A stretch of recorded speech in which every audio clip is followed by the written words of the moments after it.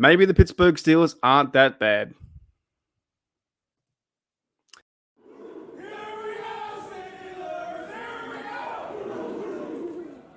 G'day, guys. Welcome back to Steelers Nation Australia. Did you see this number? Oh, there it is. All right, write that number down in the comments below if you want to, because it's going to be very important for the end. And I've almost given it away, right? Because maybe the Steelers aren't that bad. But let's go back to last year's schedule after the bye, right? Because I want to talk about some of these games, and like the Steelers haven't lost too many games in recent history. It doesn't feel like we're winning them the correct way, or scoring a lot of points on offense. Our offense is not a good offense. We know that.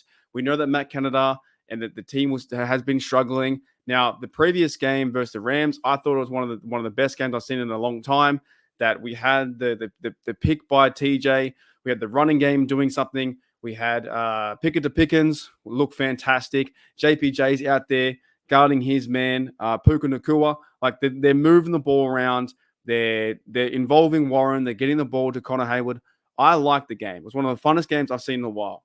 And it made me start to think back to 2022 and also the record this year, right? The Steelers record this year is 4-2. And I started to think, and I was pondering away, and I thought maybe the Pittsburgh Steelers aren't that bad. Now, you know me, I'm always on the positive. Always going to be on the positive. I like the fact that they went out to Rams' house and they won there in LA. I like the fact they went out to Las Vegas and they won their first games since 1995, right? But let's go back and have a look at some of these games. Now, I won't go into too much detail, and I'll try and keep this video short and right to the point, because all we're really focusing on is the win and loss. Now, after the bye, before the bye, the Steelers were 2-6.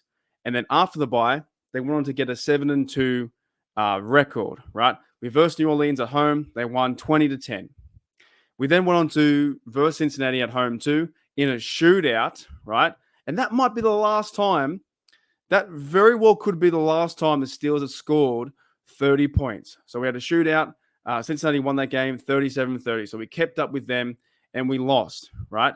The next game we went to Indy and we won that game 24-17.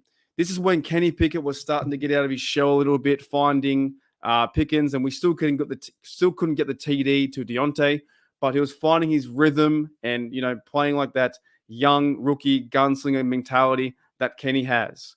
He was starting to find his rhythm. So you have them winning there 24-17. They improved to 4-7. Next week we went to Atlanta. So you went out to Indy, then to Atlanta, and it was 19-16. Snuck away by a field goal. But then you come back. You come back versus Baltimore at home, and this is the game that Kenny Pickett goes out, I think, with a concussion, or it was like precautionary concussion. They took him off the field, and then we saw Trubisky come in. No, my apologies. This is when Trubisky started. That's right. I think he started. So Trubisky came in to play this game because I think Kenny got injured in the Atlanta game. Someone could let me know what happened. But even going back to the Atlanta game, that's when Connor Hayward got his first touchdown too. So Baltimore, they won that game 16-14. But that was because Trubisky threw away the game with 3 interceptions. So there we have 2 losses already. That's a 7-2 record. Yeah, you had losing to Cincinnati 37-30. You had Baltimore 16-14, which should have been a win. It should have been a win if Trubisky doesn't throw away picks. He forced the game. It didn't work. That's history, right? And we've had Baltimore's number. Besides that game, we've had, I think, 7 wins out of 8 or 6 out of 7, something similar, right? Going on to Carolina. So we lose that game. They win against Carolina 24-16. And then we had the emotional day with Franco Harris, and it was Pickett to Pickens in the end zone. They win that game 13-10. Then you had the game with Steelers versus Ravens, the game where Najee Harris got the game-ending touchdown. And most of my intros have that me celebrating, going crazy. You guys have seen it a few times. But you had the Steelers winning 16-13 with a game-winning touchdown. And then Najee stole, I think, it was in Baltimore. Najee stole one of their purple towels, and it was hilarious going through Twitter, right? So it's not too bad, right? You've got Indy. You've beaten Indy. You've beaten the Falcons. You've beaten Carolina. You've beaten Vegas now twice in 2 years. You've beaten Baltimore. And then to end the trip and have a chance for the playoffs, the Steelers beat the Cleveland Browns, and they sacked Watson like 7 times. So right there, you have 7-2 from last year to end the season strong. The only thing where it kind of like a bit of a speed hump, right? There are now two speed humps into this campaign that is 2023. And let's get into it, right? Now, so we had San Fran. Look, I was hyped. I still am hyped. I'm keen. I think the Steelers can go on to win the playoff games. I think they can go on to win the versus Jags. I'm keen. I like what I'm seeing each and every week. They're getting better.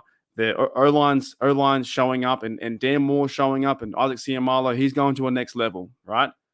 But we were so hyped in the offseason that San Fran came out and absolutely blasted our doors off.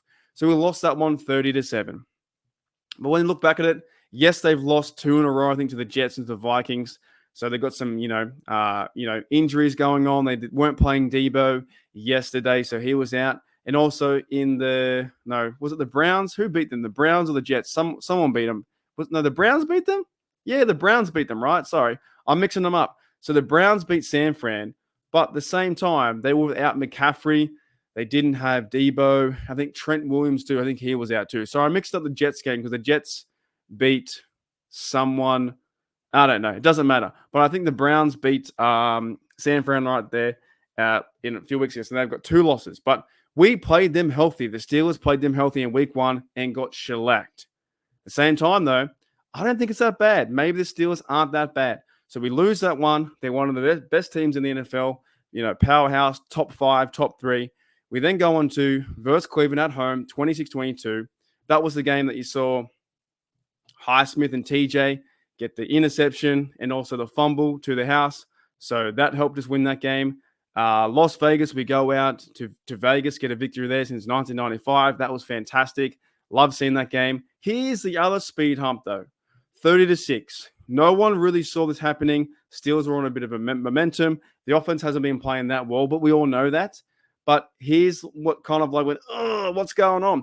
Then we lay an absolute duck egg. We couldn't even score a touchdown. You had 2 field goals. Houston blew off our socks. Like, it was goodbye, mate. See you later.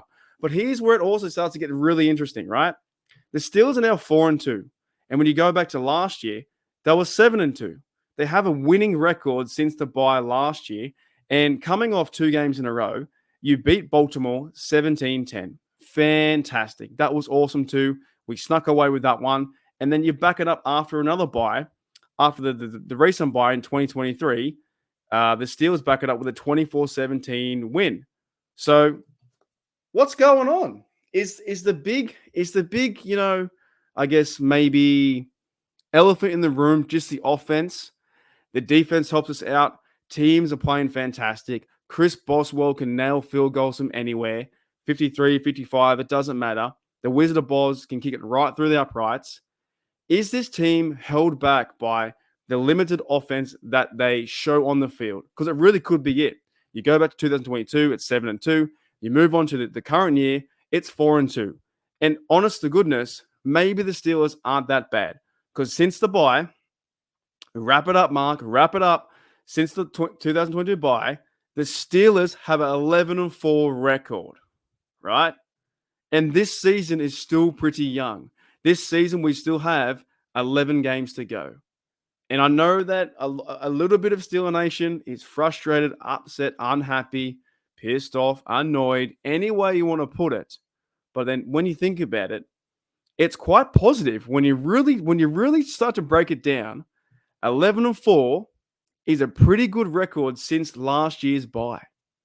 That's not bad. If they can string a few victories together, if they can try and show up again to knock off the Jags, if they lose that one, it's fine. Then you go on your verse the Titans and Packers coming up at home too. You correct there, you win there, and you could be 4-3, and then maybe 5-3, 6-3.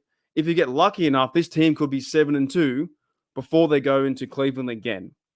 Right? I was just looking at this stuff and I was like, maybe it's not that bad, because 11-4 record is a pretty good record in the last year and a half or year or so, right? And the only teams that have beaten us is the Bengals, Baltimore, that's in the AFC North, and the powerhouse San Fran 49ers, plus Houston Texans, who have a really good team this year, led by their rookie quarterback and their coach, D'Amico Ryans, who has their program starting to get in order, and I think they're 3-3. Anyways, guys, let me know what you think because I think it's pretty cool, man. 11-4 is not too bad. I'll see you guys later.